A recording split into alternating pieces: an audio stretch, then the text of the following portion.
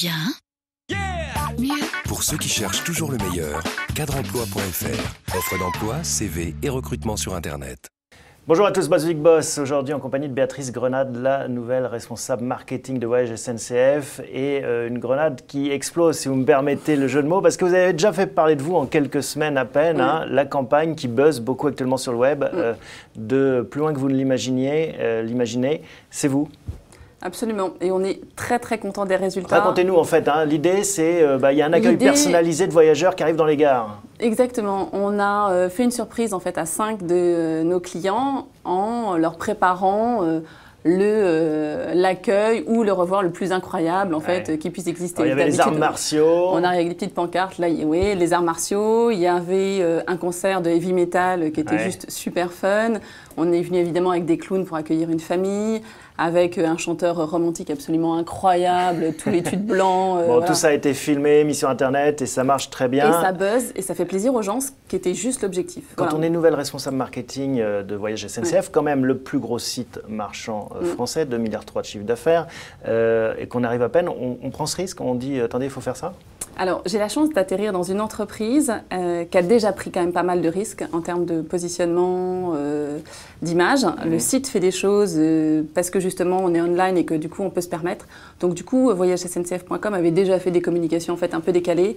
Et là, l'enjeu c'était de montrer que cette marque a juste envie de faire plaisir à ses clients et de montrer que c'est une marque attentionnée.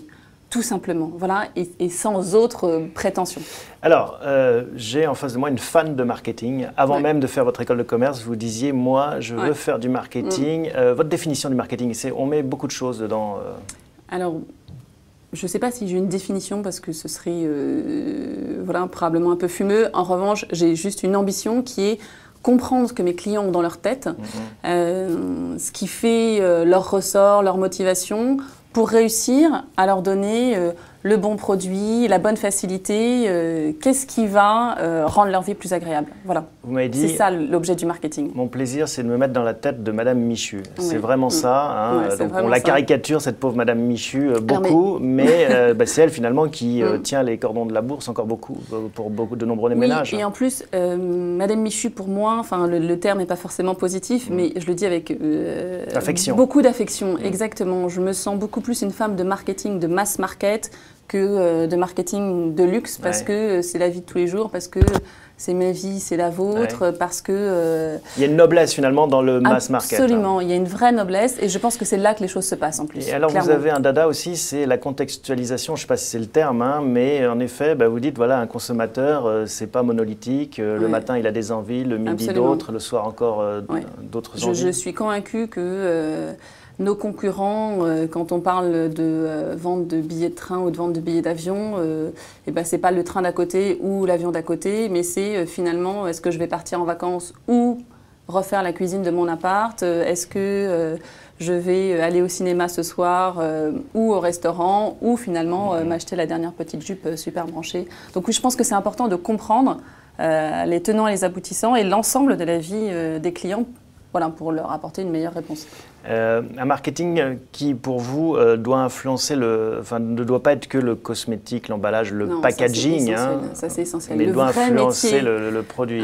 Le vrai métier du marketing, c'est quelle est la bonne solution, quel est le bon produit ou le bon service. Après, évidemment, c'est plus agréable d'avoir un joli costume qu'une veste super moche, mais fondamentalement... Où est-ce que vous avez appris en fait ça? C'est-à-dire chez DIM, quand vous avez travaillé chez DIM, en agence de com, ou bien dans vos expériences Internet, où est-ce que vous avez eu finalement conscience que le marketing, c'est un tout et un 360, comme on dit maintenant? Avant DIM, parce que je pense qu'on le reçoit en soi, mais DIM est effectivement l'exemple typique d'une marque qui se dit quelle est la bonne innovation produit. Voilà. Après, c'est une super saga publicitaire et donc du coup, ça permet de mieux l'expliquer. Mais c'est ça, il y avait une R&D qui était énorme et chez Voyages SNCF, c'est la raison aussi pour laquelle j'ai rejoint cette équipe, c'est qu'il y a une vraie volonté de trouver c'est quoi la bonne innovation. Alors oui, on a encore plein de progrès à faire, je sais. On va avoir des commentaires. Mais oui, c'est ça qui est essentiel en fait. C'est quoi le bon service en fait. Pourquoi ils sont venus vous chercher, vous, selon vous? Alors, je crois justement parce que cette vision 360, parce que la palette des différents métiers que j'ai exercés, parce que le fait d'avoir travaillé pour des marques, pour de la distribution, et c'est pas exactement les mêmes leviers, le fait d'être offline et online, voilà. Dernière question, vous dites aussi Internet a tendance à détruire la valeur marque. Oui, absolument. Il faut préserver ça. Comment est-ce qu'on fait ?